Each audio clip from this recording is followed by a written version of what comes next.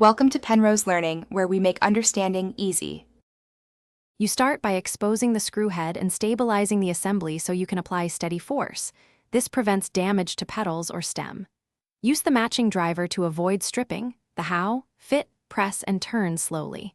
If the head is recessed, use needle nose pliers to pull the cap up gently. Apply a drop of penetrating oil if corroded. This loosens threads and reduces torque needed. Once done, make sure to support the flower base before turning to avoid twisting the stem. Now you tackle a stuck or strip screw. First, increase leverage using a longer driver or wrench adapter because torque solves many problems. If the driver slips, lock pliers on the head and turn the pliers. This transfers grip directly to the screw. If threads are rusted, heat the metal briefly with a low temp source or add more penetrating oil and weight.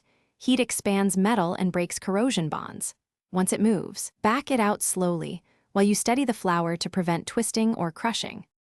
To finish, remove the screw fully and clean the threads so reassembly is smooth. Why this matters: clean threads prevent future seizing and protect delicate parts. Replace with corrosion-resistant hardware and tighten just enough to secure, not crush, the flower. If the head shears, stop and use a proper screw extractor or drill a shallow pilot hole. Forcing it risks further damage. Troubleshooting tip: if an extractor stalls, back off and reapply penetrating oil. Then retry slowly with steady torque to avoid breaking the tool. Thanks for watching. If this was helpful, leave a like and consider subscribing. See you next time.